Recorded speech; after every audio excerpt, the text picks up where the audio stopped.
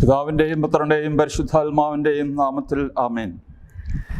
പ്രിയ വൈദിക സഹോദരങ്ങളെ, സഹോദരന്മാരെ, ഉയർപ്പിന് ശേഷമുള്ള 6-ാം ഞായറാണ്. വിശുദ്ധ യോഹന്നാൻ്റെ സുവിശേഷം 16-ാം അധ്യായം 5 മുതൽ 11 വരെയുള്ള വാക്യങ്ങൾ. എന്നാൽ ഇപ്പോൾ ഞാൻ എന്നെ അയച്ചവൻ്റെ അടുക്കിലേക്ക് പോവുകയാണ്, എന്നിട്ടും നീ എവിടെ പോകുന്നുവെന്ന് നിങ്ങളിൽ ആരും എന്നോട് ചോദിക്കുന്നില്ല. ഞാനിതെല്ലാം നിങ്ങളോട് പറഞ്ഞതുകൊണ്ട് നിങ്ങളുടെ ഹൃദയം ദുഃഖപൂരിതമായിരിക്കുന്നു.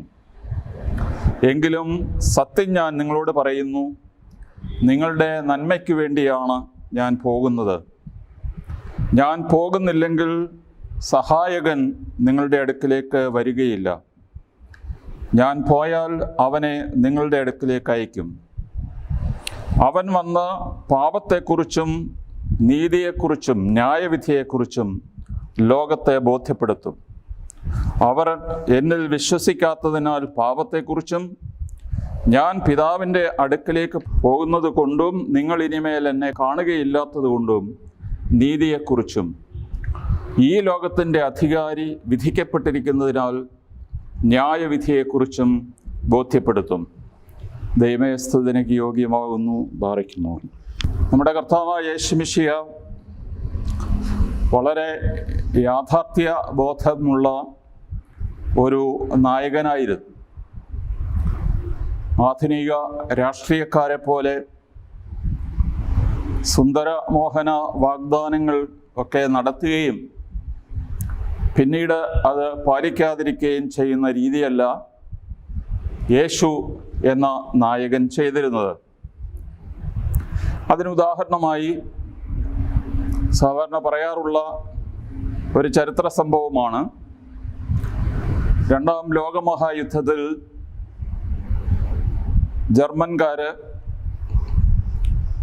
ലണ്ടൻ്റെ മേൽ ഒരു ബ്ലിറ്റ്സ് എന്ന് പറഞ്ഞാൽ ലൈറ്റ്നിങ്, ക്രീഗ് എന്ന് പറഞ്ഞാൽ വോർ. അപ്പോൾ ഒരു ഒട്ടും പ്രതീക്ഷിക്കാത്ത രീതിയിൽ 100 കണക്കിന് യുദ്ധവിമാനങ്ങൾ അയച്ച് ലണ്ടൻ പട്ടണത്തെ മുഴുവൻ തകർത്തു. അതുപോലെ ഇംഗ്ലണ്ടിൻ്റെ കിഴക്കൻ തീരത്തെ പല പട്ടണങ്ങളും ഏതാനും മണിക്കൂറിനുള്ളിൽ ബോംബ് ചെയ്ത് നശിപ്പിച്ചു. സൂര്യൻ അസ്തമിക്കാത്ത സാമ്രാജ്യത്തിന് ഏറ്റ ഈ പ്രഹരം ഇംഗ്ലീഷ് ജനതയ്ക്ക് വഹിക്കാവുന്നതിലപ്പുറമായിരുന്നു. അത്രയധികം കാഷ്വാലിറ്റീസ് ഉണ്ടായി എന്നത് മാത്രമല്ല, അവരുടെ ഒരു അഹന്തയുണ്ട്. ആ അഹന്തയ്ക്ക് ഏറ്റ വലിയ പ്രഹരമായിരുന്നു. അങ്ങനെ അപ്രതീക്ഷിതമായി ഉണ്ടായ ഈ പരാജയത്തിൽ നിരാശരായ ഇംഗ്ലീഷ് ജനതയോട് അന്നത്തെ ബ്രിട്ടീഷ് പ്രൈം മിനിസ്റ്ററായിരുന്ന വിൻസ്റ്റൺ ചർച്ചിൽ ഒരു ആവേശകരമായ ഒരു പ്രസംഗം നടത്തുന്നുണ്ട്.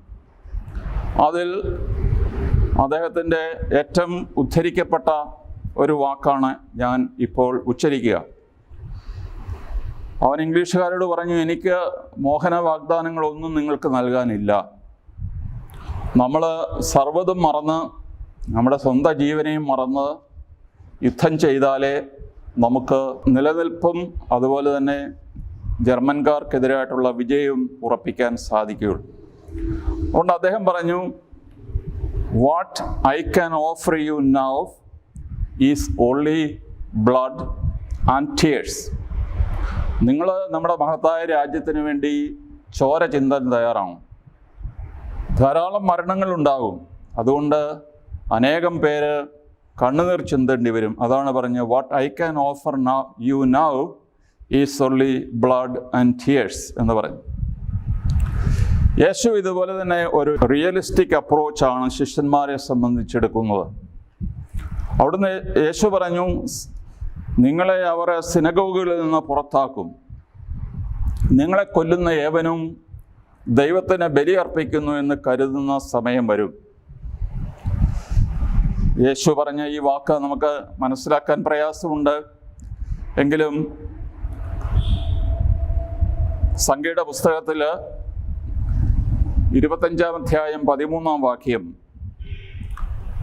അവിടെ ആ സംഭവം ഫിനഹാസ് എന്ന അഹറോന്റെ കുടുംബത്തിൽ പിറന്ന പുരോഹിതൻ മനുഷ്യരുടെ ഇടയിൽ ഉണ്ടായിരുന്ന അധാർമികത നീക്കുവാനായി വാളെടുത്ത് പൊരുതിയ ഒരു സംഭവമുണ്ട്. അനേകം പേരെ ഫിനഹാസ് എന്ന പുരോഹിതൻ കൊന്നൊടുക്കി. അതിനെക്കുറിച്ചുള്ള ഒരു മിദ്രാഷാണ് സംഖ്യയുടെ പുസ്തകം 25:13 പറയുന്നത്. ലത്തീൻ ഭാഷയിലാണ് നമുക്ക് കിട്ടിയിരിക്കുന്ന version. ക്വിസ്കെ എഫുന്തിത് സാങ്ക്വിനം ഇംപി ഈദം ഫാച്ചിത് ആക്സി സാക്രിഫീച്ചിയം ഓഫരാത്. Whoever sheds the blood of the impious unbeliever does it as if he does a sacrifice to God. ഇതേ മനോഭാവവും അന്നത്തെ റോമക്കാരുടെ ഇടയിലുണ്ടായിരുന്നു. റോമക്കാരെ സംബന്ധിച്ച ക്രിസ്ത്യാനികൾ അവിശ്വാസികളായിരുന്നു. അവരുടെ ദേവന്മാരെ ആരാധിക്കാത്തവരെ എല്ലാവരും അവിശ്വാസികൾ എന്ന് വിളിച്ചു.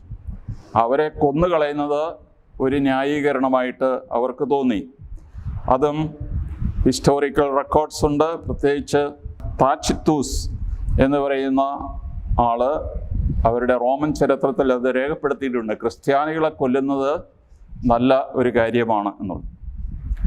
ആധുനിക ISI പോലെയുള്ള തീവ്ര സംഘടനകളിലും കാഫറിനെ കൊല്ലുന്നത് ഒരു പുണ്യകൃത്യമാണ്. കാഫർ എന്ന് പറഞ്ഞാൽ അൺബിലീവർ എന്നാണ്. കർത്താവ് പറയുന്നു, നിങ്ങളെ കൊല്ലുന്നവര് ദൈവത്തിന് ബലി അർപ്പിക്കുന്നു എന്ന് കരുതുന്ന സമയം വരുന്നു. അതുകൊണ്ട് you will have lot of troubles in this world. നിങ്ങൾക്ക് ധാരാളം മതപീഡനങ്ങൾ ഉണ്ടാകാൻ പോവുകയാണ്. യേശു പറഞ്ഞു, I tell you all this before so that you may not be scandalised. നിങ്ങൾക്ക് ഒരു ഉതപ്പ് എന്ന് പറഞ്ഞാൽ, ഞാൻ ഈ പടി ഇറങ്ങുന്ന വഴി അവിടെ ഉയർന്നിരിക്കുന്ന ഒരു ഭാഗമുണ്ട്. രാത്രിയിലൊക്കെ വന്നാൽ തട്ടി മുഖം കുത്തി വീഴാനുള്ള ഒരു സാധ്യതയുണ്ട്. അതുകൊണ്ട് തട്ടി വീഴ്ത്തുന്ന എന്തും ഒരു സ്കാൻഡൽ ആണ്, ഉതപ്പാണ്. യേശു പറയുന്നു, നിങ്ങൾക്കിവ സംഭവിക്കുമ്പോൾ വിശ്വാസത്തിൽ നിന്ന് നിങ്ങൾ വീണു പോകാതിരിക്കാനായി ഞാൻ ഇപ്പോൾ തന്നെ അത് മുൻകൂറായി പറഞ്ഞിരിക്കുന്നു. ഇനിയും യേശു പറഞ്ഞു, I am going to the father. വിശുദ്ധ ജോൺ പോൾ രണ്ടാമൻ മാർപ്പാപ്പ മരിക്കുന്നതിന് തൊട്ടു മുമ്പ് ചുറ്റും നിന്നിരുന്ന വൈദികരോടായിട്ട്, സിസ്റ്റേഴ്സിനോടായിട്ടൊക്കെ പറഞ്ഞു, I am going to my father's house. അദ്ദേഹത്തിന് വളരെ വ്യക്തമായി മനസ്സിലാക്കി മരണത്തിൻ്റെ സമയമായി. ഞാൻ മരിക്കാൻ പോകുന്നു എന്നല്ല അദ്ദേഹം പറഞ്ഞത്, I am going to my father's house. Yeshu അത് തന്നെയാണ് പറഞ്ഞത്. ഒരുപക്ഷെ മാർപ്പാപ്പ അത് ആവർത്തിക്കുക മാത്രമാണ് ചെയ്തത്. ഇവിടെ I am going to my father's house എന്ന് പറഞ്ഞത് എന്താണ് യേശുവിൻ്റെ മനസ്സിലുണ്ടായത്? യേശുവിൻ്റെ സ്വർഗാരോഹണത്തെക്കുറിച്ചാണോ എന്ന് ചോദിച്ചാൽ യോഹന്നാൻ്റെ സുവിശേഷത്തിൽ അതല്ല എന്ന് പറയേണ്ടിയിരിക്കും. കാരണം യേശുവിൻ്റെ മഹത്വീകരണത്തിൻ്റെ മണിക്കൂർ എന്ന് പറയുന്നത് കുരിശിലെ മരണത്തിൻ്റെ മണിക്കൂറാണ്. ഉത്ഥാനത്തിൻ്റെയും സ്വർഗാരോഹണത്തിൻ്റെയും ഒക്കെയാണ് നമ്മൾ ചിന്തിക്കുക. എങ്കിലും യോഹന്നാൻ്റെ സുവിശേഷത്തിൽ യേശുവിൻ്റെ മരണത്തിൻ്റെ നാഴികയാണ് തൻ്റെ മഹത്വീകരണത്തിൻ്റെ നാഴിക. ഉദാഹരണമായിട്ട് യോഹന്നാൻ 13:31 യേശു പറയുന്നു, ഇതാ പിതാവേ, സമയമായിരിക്കുന്നു, അവിടുത്തെ പുത്രനെ മഹത്വപ്പെടുത്തണമേ. യേശുവിൻ്റെ പാഷൻ ആൻഡ് ഡെത്തിൻ്റെ സമയമാണ് ഇവിടെ ആ മണിക്കൂറായിട്ട് ഉദ്ദേശിക്കുന്നത്. രണ്ടാമത്തെ ചിന്ത, it is beneficial for you that I go away. സുംഫേറായി എന്നുള്ള ഗ്രീക്ക് വാക്ക്, it is of benefit to you. നിങ്ങളുടെ നന്മയ്ക്ക് വേണ്ടിയിട്ടാണ് ഞാൻ പോകുന്നത്. എന്തുകൊണ്ടായിരിക്കാം യേശു അത് പറഞ്ഞത്? തീർച്ചയായിട്ടും തുടർന്ന് യേശു പറയുന്നുണ്ട് തൻ്റെ സഹായകനായ പരിശുദ്ധാത്മാവിനെ അയക്കുന്നതിനെ സംബന്ധിച്ച്. യോഹന്നാൻ്റെ സുവിശേഷം 7-ാം അധ്യായം 39-ാം വാക്യത്തിൽ പറഞ്ഞിരിക്കുന്നു, For as yet there was no spirit, because Jesus was not yet glorified. ഇവിടെ ഒരു കാര്യം ഓർത്തിരിക്കുക, ഗ്രീക്കിൻ്റെ തനി വേർഷനാണ് ബൈബിളിൽ കൊടുത്തിരിക്കുന്നത്. For as yet there was no spirit എന്നാണ് അവിടെ പറഞ്ഞിരിക്കുന്നത്. എന്നാൽ ഏതാനും പുരാതനമായ മാനുസ്ക്രിപ്റ്റ്സ്, കയ്യെഴുത്ത് പ്രതികളിൽ the spirit was not given, pneuma hagion ou dedomenon, the spirit of God was not given, spirit was not there എന്ന് പറയുന്നതല്ല, സ്പിരിറ്റ് വാസ് നോട്ട് ഗിവൺ. നമ്മുടെ POC ബൈബിളിൽ ഈ ഗ്രീക്കിൻ്റെ വേർഷനല്ല, മറ്റു ചില മാനുസ്ക്രിപ്റ്റുകളിൽ കൊടുത്തിരിക്കുന്ന ആ കംപ്ലീറ്റ് വേർഷൻ, യേശു അതുവരെയും ആത്മാവ് നൽകപ്പെട്ടിരുന്നില്ല. കാരണം യേശു ഉയർപ്പിക്കപ്പെട്ടില്ലായിരുന്നു, മഹത്വീകരിക്കപ്പെട്ടില്ലായിരുന്നു. അതുകൊണ്ട് യേശുവിൻ്റെ മരണത്തിൻ്റെയും ഉത്ഥാനത്തിൻ്റെയും യേശുവിൻ്റെ മഹത്വീകരണത്തിൻ്റെയും ഫലമാണ് പരിശുദ്ധാത്മാവിൻ്റെ വരവ് എന്ന് പറയുന്നത്. മൂന്നാമത്തെ ചിന്ത എന്താണ്? യേശുവിൻ്റെ യുഗം കഴിയുക, യേശുവിൻ്റെ ദൗത്യം പൂർത്തിയാവുക. പിതാവേ, എല്ലാം പൂർത്തിയായി എന്ന് യേശു പറഞ്ഞു. അതുകൊണ്ട് തൻ്റെ മിഷൻ അവിടെ അവസാനിപ്പിച്ചു.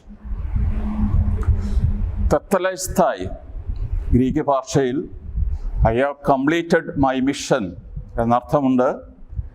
എവറിതിങ് ഈസ് പെയ്ഡ് ഓഫ്, ഇനിയും കടം ബാക്കിയില്ല. പണ്ടൊക്കെ പുരാതനമായ കൃതികളിൽ കടം വാങ്ങിച്ച ഒരാൾ അവസാനത്തെ ഇൻസ്റ്റാൾമെൻ്റ് കൊടുത്തു കഴിയുമ്പോൾ തെത്തലേസ്തായി,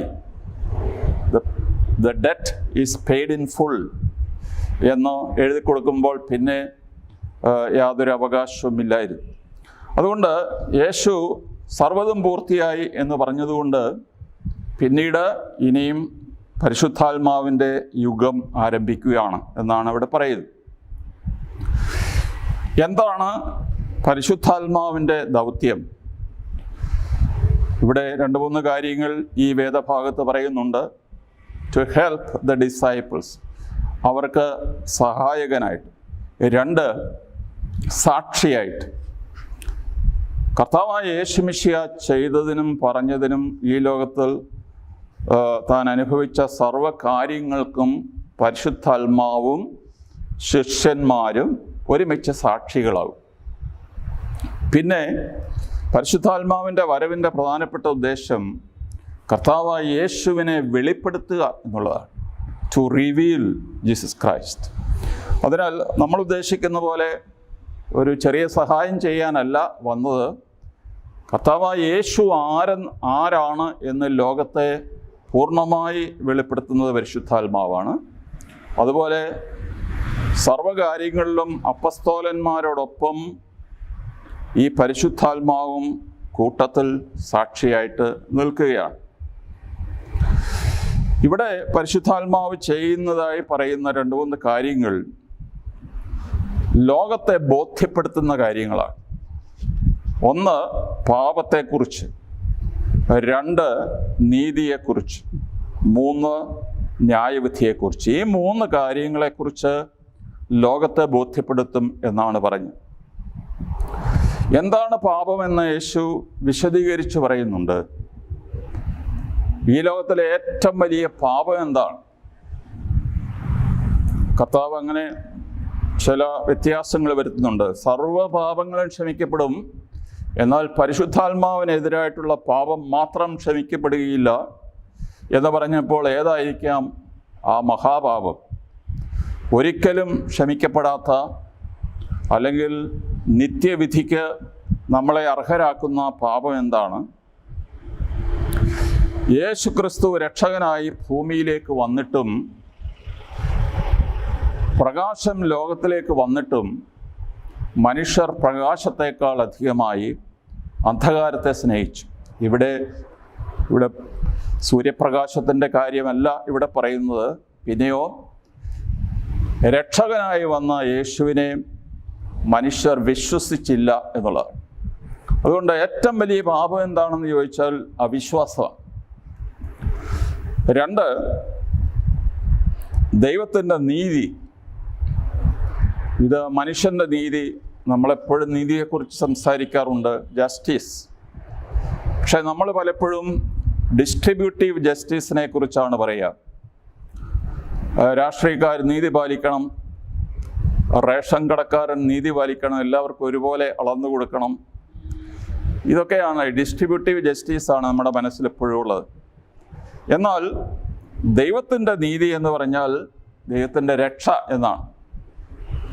നിങ്ങളുടെ നീതി പ്രീശന്മാരുടെയും സദൂക്കാരുടെയും നീതിയെ അതിശയിക്കുന്നില്ലെങ്കിൽ നിങ്ങൾ സ്വർഗരാജ്യത്തിൽ പ്രവേശിക്കുകയില്ല എന്ന് പറഞ്ഞപ്പോൾ ഈ രക്ഷയ്ക്ക് അനുഗുണമായ ഒരു ജീവിതചര്യയാണ് അവിടെ നീതി എന്നുള്ളത് കൊണ്ട് ഉദ്ദേശിക്കുന്നത്. ഇനിമേൽ നിങ്ങൾ എന്നെ കാണുകയില്ല എന്നുള്ളത് കൊണ്ട് യേശു ഇവിടെ ഉദ്ദേശിക്കുന്നത്, ഞാൻ എൻ്റെ രക്ഷണീയ പ്രവൃത്തി പൂർത്തിയാക്കി, അതുകൊണ്ട് ദൈവം എൻ്റെ ഈ രക്ഷയെ പൂർണ്ണമായിട്ട് അംഗീകരിക്കുന്നതിനാൽ അതിന് എതിരായിട്ട് ഇനി യാതൊന്നും നിലനിൽക്കുകയില്ല. ഈ ലോകത്തിൻ്റെ അധികാരി വിധിക്കപ്പെട്ടിരിക്കുന്നു. ഈ ലോകത്തിൻ്റെ അധികാരി പിശാച് ആയിട്ടാണ് നമ്മൾ സങ്കല്പിക്കുക. കർത്താവ് പറയുന്നു, വിശുദ്ധ പൗലോസ്ലീഹ കൊറിന്ത്യർ ലേഖനം 15 മരണത്തെക്കുറിച്ച് പറയുമ്പോൾ, മരണമേ നിന്റെ ജയം എവിടെ? മരണമേ നിന്റെ ദംശനം എവിടെ?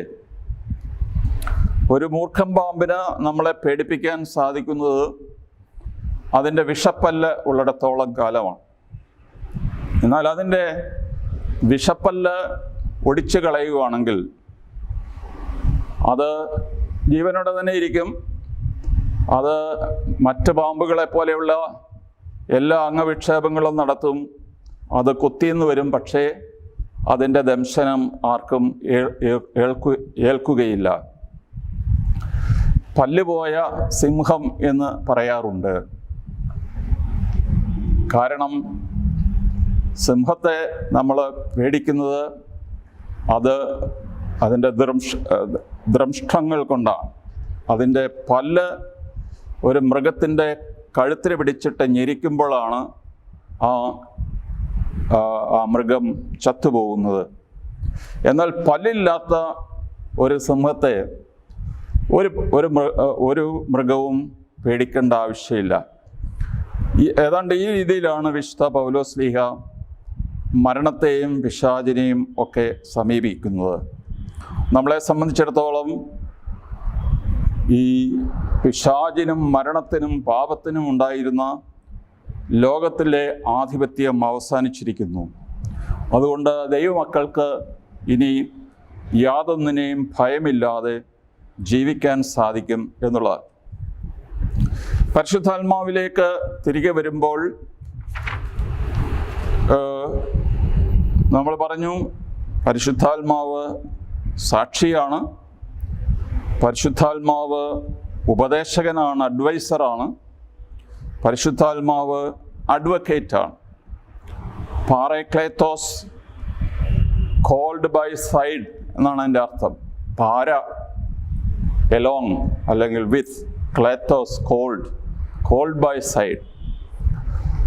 പാറക്ലീത്ത ആശ്വാസദായകൻ എന്ന് നമ്മൾ വിവർത്തനം ചെയ്യാറുണ്ടെങ്കിലും അതിൻ്റെ ഒന്നാമത്തെ അർത്ഥം അഡ്വക്കേറ്റ് എന്നുള്ളതാണ്. ദൈവത്തിൻ്റെ സന്നിധിയിൽ നമുക്ക് വേണ്ടി വാദിക്കുവാൻ പിശാചിൻ്റെ ദുരാരോപണങ്ങൾ, സഹോദരർക്കെതിരായി ആരോപണം ഉന്നയിക്കുക എന്നുള്ളതാണ് പിശാചിൻ്റെ പ്രധാനപ്പെട്ട ജോലിയായി വെളിപാട് പുസ്തകത്തിൽ പറയുന്നത്. ഇനിയും ആ കാലം കഴിഞ്ഞു എന്ന് ഇവിടെ പ്രസ്താവിക്കപ്പെടുകയാണ്. അതിനാൽ വിറ്റ്നസ്, അഡ്വൈസർ, അഡ്വക്കേറ്റ്, അതുപോലെ ഇംഗ്ലീഷിൽ എൻകറേജർ എന്നൊരു വാക്കില്ല, എങ്കിലും പെപ് ടോക്ക് എന്ന് പറയുന്ന ഒരു രീതിയുണ്ട്. വേൾഡ് ചാമ്പ്യൻഷിപ്പ്, ഈ ഫുട്ബോൾ ചാമ്പ്യൻഷിപ്പ്, അതുപോലെയുള്ള വേൾഡ് റെസ്ലിംഗ്, ഇതുപോലെയുള്ള കോടാനുകോടി രൂപയുടെ ബെറ്റ് വെച്ചിരിക്കുന്ന അല്ലെങ്കിൽ മത്സരത്തിൽ സമ്മാനങ്ങൾ കിട്ടാൻ പോകുന്ന വലിയ മത്സരങ്ങൾ നടക്കുമ്പോൾ ബന്ധപ്പെട്ട പ്ലെയേഴ്സിനെ എല്ലാം വിളിച്ച് ചുറ്റും നിർത്തിയിട്ട് അവരോട് മാത്രമായിട്ട് ഒറ്റ മിനിറ്റ് കൊണ്ട് ആവേശകരമായ ഒരു പ്രസംഗം നടത്തിയിട്ട് അവരെ വലിയ മത്സരത്തിന് ഉത്തേജിപ്പിക്കുന്ന ഒരു ടോക്കനാണ് പെപ് ടോക്ക് എന്ന് ഇംഗ്ലീഷിൽ പറയാറുള്ളത്. അത് ഒരു അമേരിക്കൻ എക്സ്പ്രഷനാണ്. അതുപോലെ 1 യോഹന്നാൻ 2:1 പരിശുദ്ധാത്മാവിൻ്റെ പ്രധാനപ്പെട്ട ദൗത്യം ഇൻ്റർസെസറായിട്ട്, മധ്യസ്ഥനായിട്ട്, ആരെങ്കിലും പാപം ചെയ്താൽ അവൻ നിരാശപ്പെടേണ്ട കാര്യമില്ല. നമുക്ക് ദൈവത്തിനും നമുക്കും ഇടയിൽ മധ്യസ്ഥനായിട്ട് ഒരാളുണ്ട്, കർത്താവായ മനുഷ്യനായ യേശു ക്രിസ്തു. ഈ പരിശുദ്ധാത്മാവിൻ്റെ വ്യത്യസ്തമായ ഭാവങ്ങളിൽ പരിശുദ്ധാത്മാവിനെ നമ്മൾ മനസ്സിലാക്കണം. വെറും ഭക്തിയുടെ ഒരാവേശത്തിലല്ല, ദൈവവചനത്തിൻ്റെ അടിസ്ഥാനത്തിൽ നമ്മൾ പെന്തക്കോസ്തിയെയും പരിശുദ്ധാത്മാ വരവിനെയും മനസ്സിലാക്കാം. പെന്തക്കോസ്തിക്ക് ഒരുക്കമായ നവനാളിൻ്റെ ദിവസങ്ങളാണിത്. ദൈവത്തിൻ്റെ ഏറ്റവും വലിയ ദാനം പരിശുദ്ധാത്മാവാണ്. മത്തായി 7-ാം അധ്യായം 9-ാം വാക്യത്തിലും വിശുദ്ധ ലൂക്കായുടെ 11-ാം അധ്യായം 11 മുതൽ 13 വരെയുള്ള വാക്യങ്ങളിലും സുവിശേഷകര് ഒരു പ്രത്യേകമായ രീതി അവലംബിച്ചിട്ടുണ്ട്. മകൻ അപ്പം ചോദിച്ചാൽ ഏതെങ്കിലും പിതാവ് കല്ല് നൽകുമോ? മുട്ട ചോദിച്ചാൽ തേളിനെ കൊടുക്കുമോ? മീൻ ചോദിച്ചാൽ പകരം പാമ്പിനെ നൽകുമോ? ലൂക്കായുടെ സുവിശേഷത്തിൽ മാത്രമേ മീൻ ചോദിച്ചാൽ പാമ്പിനെ കൊടുക്കുമോ എന്നുള്ള പ്രയോഗമുള്ളൂ. മത്തായിയുടെ സുവിശേഷത്തിൽ മാത്രമേ ഉള്ളൂ മുട്ട ചോദിച്ചാൽ തേളിനെ കൊടുക്കുമോ എന്നുള്ള പ്രയോഗം. എങ്കിലും ഇതെല്ലാം കൂടെ ചേർത്ത് വെച്ചാൽ ലൂക്കായുടെ സുവിശേഷം 11:13 പറയുന്നു, മക്കൾക്ക് നല്ല ദാനങ്ങൾ നൽകാൻ ദുഷ്ടരായ നിങ്ങൾക്കറിയാമെങ്കിൽ സ്വർഗസ്ഥനായ പിതാവിനോട് ചോദിക്കുന്നവർക്ക് എത്രയധികമായി പരിശുദ്ധാത്മാവിനെ നൽകുകയില്ല. മത്തായിയുടെ സുവിശേഷത്തിലാകട്ടെ പരിശുദ്ധാത്മാവിനെ എന്നല്ല, നന്മകൾ, എത്രയോ കൂടുതൽ നന്മകൾ നൽകുമെന്നാണ്. അപ്പോൾ ഈ 2 സുവിശേഷകന്മാരും തമ്മിലുള്ള പ്രധാനപ്പെട്ട വ്യത്യാസം, എത്രയധികമായിട്ട് നന്മകൾ നൽകും. ലൂക്കാ പറയുന്നു എത്രയധികമായിട്ട് പരിശുദ്ധാത്മാവിനെ നൽകും. ഇത് രണ്ടും കൂടി യോജിപ്പിച്ചാൽ നമ്മൾ എന്താണ് മനസ്സിലാക്കുക? നന്മയുടെ സൂപ്പർലറ്റീവാണ് പരിശുദ്ധാത്മാവ്. ദൈവത്തിന് നമുക്ക് തരാൻ കഴിയുന്ന, പിതാവെന്ന രീതിയിൽ നമുക്ക് തരാൻ കഴിയുന്നതിൽ ഏറ്റവും മഹത്തരമായ ദാനമാണ് പരിശുദ്ധാത്മാവ്.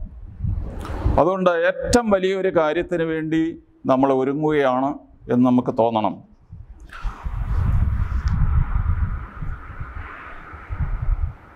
പരിശുദ്ധാത്മാവിന് വേണ്ടി നമ്മൾ ഒരുങ്ങുന്നതിൽ ഏറ്റവും പ്രധാനപ്പെട്ടത് പാപങ്ങളെക്കുറിച്ചുള്ള പശ്ചാത്താപമാണ്. അവൻ ദൈവത്തിൻ്റെ തന്നെ ആത്മാവാണ്, യേശുവിൻ്റെ ആത്മാവാണ്. ദൈവവും പാപവും തമ്മിൽ ഒരുമിച്ച് വസിക്കാൻ പറ്റില്ല. അതുകൊണ്ട് നമ്മുടെ ഹൃദയത്തിൽ പാപങ്ങൾ ഏറ്റുപറഞ്ഞ് കുമ്പസാരിച്ച് പാപമോചനം പ്രാപിക്കുക നമ്മുടെ മാർഗമാണ്, സഭ നിർദ്ദേശിച്ചിരിക്കുന്ന മാർഗമാണ്. എന്നാൽ ഈ കോവിഡിൻ്റെ പശ്ചാത്തലത്തിൽ നമുക്ക് പലപ്പോഴും വിശുദ്ധ കുമ്പസാരത്തിനുള്ള പ്രയാസമുണ്ട്, അതിനുള്ള സൗകര്യങ്ങൾ കുറവാണ്. എങ്കിൽ പോലും ഹൃദയത്തിൽ പരമാർത്ഥതയുള്ള ഒരു പശ്ചാത്താപം ഉണ്ടായിരിക്കുക എന്നുള്ളത്, ഹൃദയത്തിൽ വിനയമുണ്ടായിരിക്കുക. ഈ മഹത്തായ ദൈവത്തിന് തരാൻ കഴിയുന്ന ഈ മഹത്തായ ദാനം സ്വീകരിക്കാൻ നമ്മൾ അയോഗ്യരാണ് എന്നുള്ള പരമാർത്ഥമായ ചിന്തയാണ് വിനയം എന്ന് പറയുന്നത്. അതുപോലെ ആത്മാവിൻ്റെ ഏറ്റവും വലിയ ദൗത്യം നമ്മുടെ ഇൻഡിവിജ്വൽ ക്രിസ്ത്യൻസ്, കർത്താവിനെ അനുഗമിക്കുന്ന നമ്മളെ സംബന്ധിച്ചിടത്തോളം പരിശുദ്ധാത്മാവ് നമ്മളിൽ നിർവഹിക്കുന്ന ഒരു രൂപാന്തരമുണ്ട്. We are being transformed from glory to glory. അതുകൊണ്ട് ഇവിടെ പ്രത്യക്ഷമായിട്ട് ബാഹ്യമായിട്ടൊന്നും പ്രത്യക്ഷപ്പെടുന്നില്ല എങ്കിൽ പോലും നമ്മുടെ ഉള്ളിൽ ഒരു വലിയ രൂപാന്തരം നടക്കുന്നുണ്ട്.